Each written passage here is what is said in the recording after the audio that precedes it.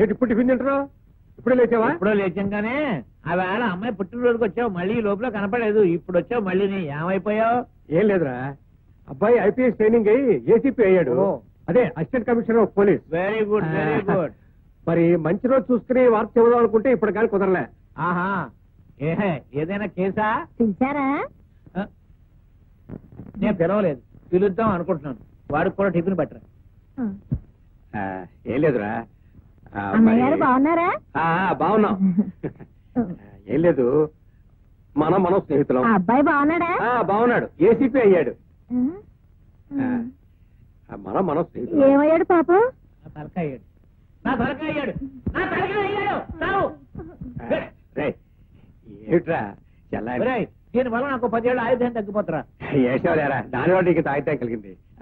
ఏం లేదు, మనం స్నేహితులం. నీకు ఒక గానొక కూతురు, నాకు ఒక గానొక కొడుకు. మరి వాడిద్దరికి ముడుగుళ్ళు వేసేసాం అనుకో, మనం స్నేహితులం కాస్త ఈంకులు అయిపోతాం. సరేరా, జడ్జిమెంట్ అయిపోయాక కోర్టుకు వచ్చావు. అమ్మాయికి పెళ్లి ఖాయమైపోయింది. వరుడు సుప్రీంకోర్టు లాయర్.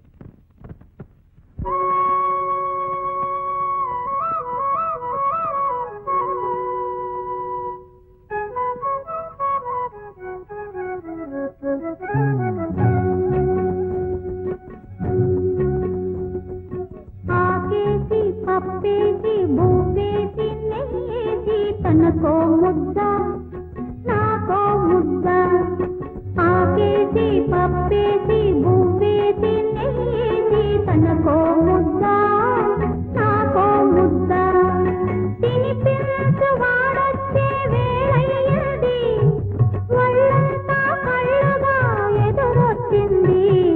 ఇలా ఇలా ఇలా ఇలా ఇలా ఇలా.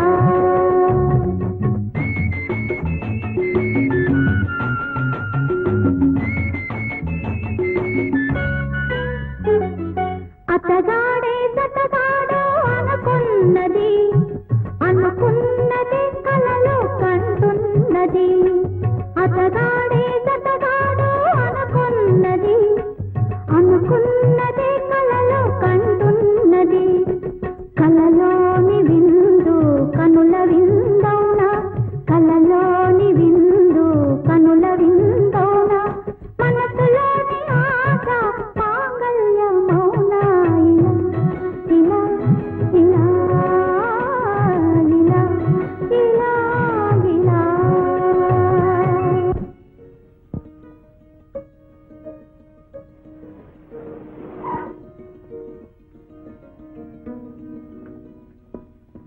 రాజేంద్ర బాబు గారు రాలేదా? రాలేదమ్మా, జ్వరంగా ఉంది, తోటలో ఉన్నారు. పెద్దయ్య గారితో ఏదో గొడవ పడుతున్నారు, మిమ్మల్ని తీసుకురమ్మన్నారు.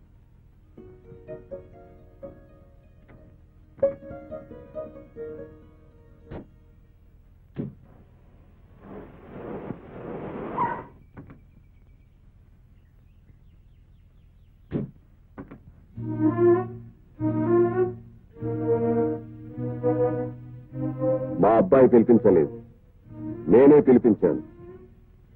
తీసుకెళ్ళి ఏమిటిది?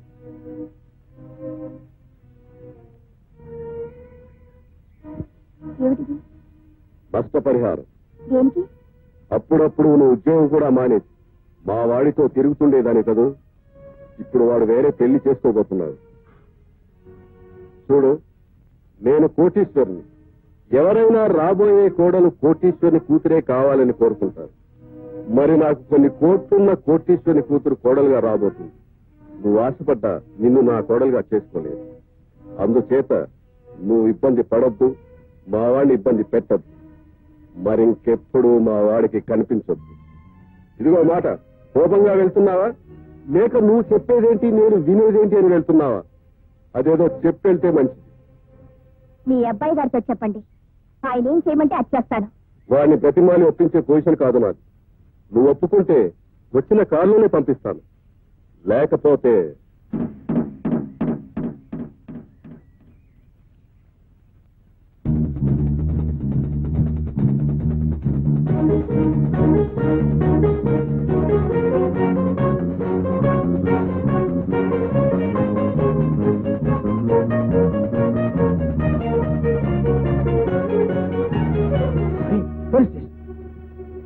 ఏమండి, ఏమిటమ్మా ఏమైంది?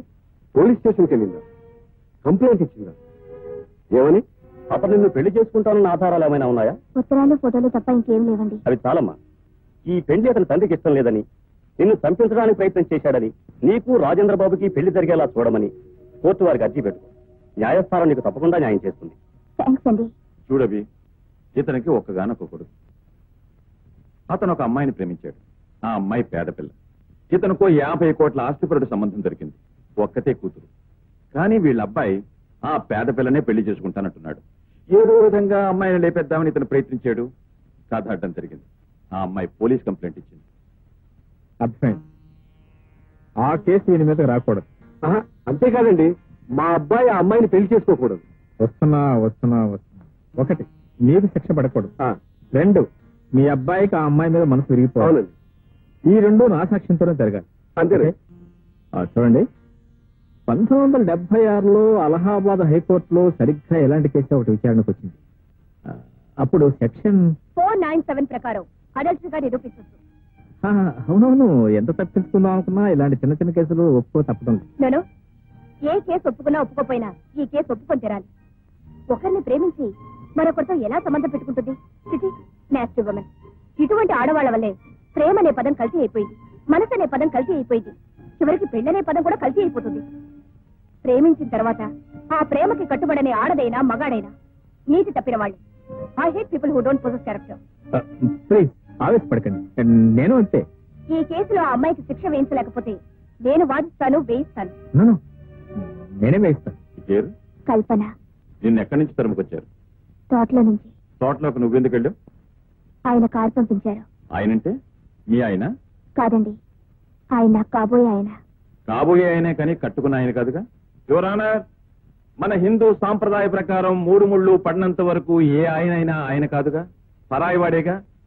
అటువంటి పరాయివాడు రమ్మని కారు పంపితే పవిత్రమైన ఆడదానివి నిర్భయంగా తోటలోకి ఎలా వెళ్ళాం? సో యువర్ ఆనర్, అలా ఎవరు కారు పంపితే వాళ్ళ కారులో వెళ్ళటం, ఎవరు తోటలోకి రమ్మంటే వాళ్ళ తోటలోకి వెళ్ళటం మొదటి నుంచి ఈ అమ్మాయికి అలవాటు.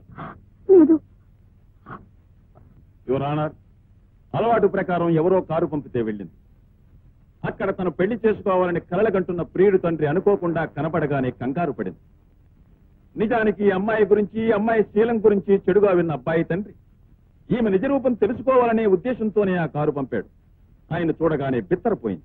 ప్రియుడికి ఈ విషయం తెలిస్తే ఓ బంగారు బాతు చేజారిపోతుందనే భయంతో తెలివిగా అక్కడి నుంచి తప్పించుకుని తన మీద హత్యా ప్రయత్నం చేయబోయారన్న నాటకంతో పోలీస్ స్టేషన్ లో అడుగుపెట్టింది. లేదంటే ఇట్ ఈస్ ట్రూ. ఎలా నిరూపించగలరు? ఇంతకు మునుపు ఇలాగే ఒక అబ్బాయిని ప్రేమించినట్టు నటించి ఇలాగే పట్టుబడింది. నిజం నిజం. యువర్ ఆనర్, సాక్షిని ప్రవేశపెట్టడానికి అనుమతించవలసిందిగా కోరుతున్నాను. జడ్జి గారికి నమస్కారం.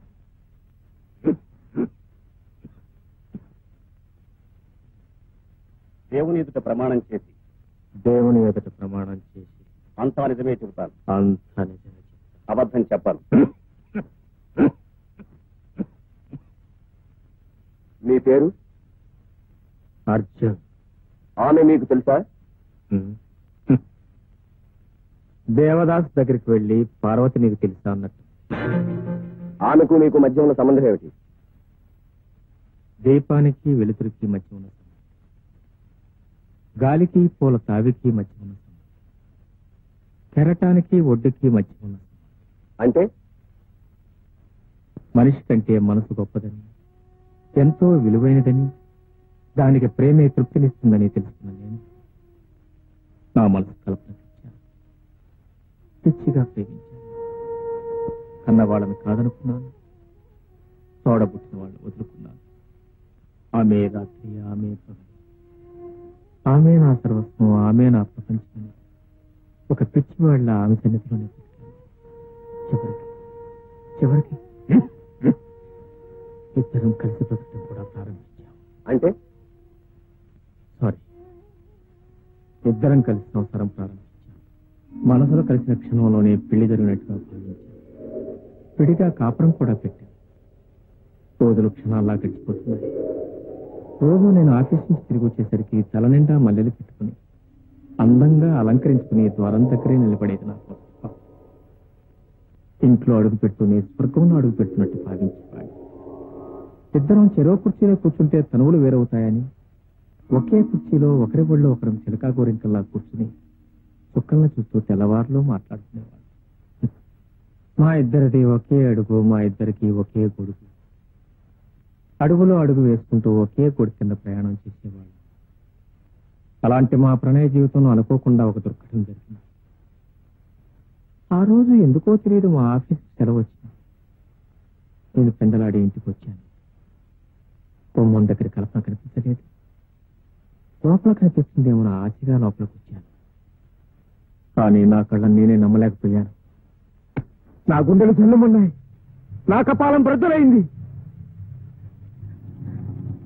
నా కల్పన, నా ప్రేయస్ కల్పన, నా ఊర్వశి కల్పన ఎవడో పరాయి మగాడి హస్తాల మధ్య నా నోడుతో నేను చెప్పలేను చెప్పలేను చెప్పలేను. అతన్ని తేరిపారు చూశాను.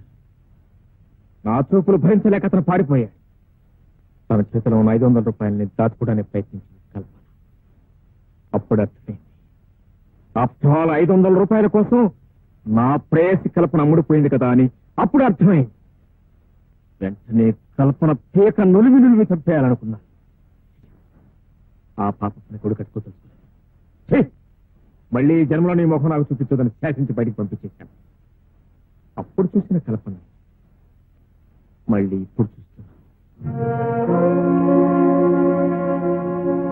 కేవలం డబ్బు కోసం విభజించే ఒక కొలట, ప్రేమన్న పదానికి మచ్చ తెచ్చే ఒక పతిత, డబ్బు కోసం ప్రేమను వలగా పన్నే ఒక రాక్షస. ఎవరానా నాలా, ఆ రాజేంద్ర బాబులా, ఇంకా ఎందరి అమాయకుల జీవితాలను నాశనం చేస్తుందో ఈ రాక్షసని భయపడి ఓపిక లేకపోయినా నేను వచ్చి సాక్ష్యం చెప్పాను. క్షమించండి.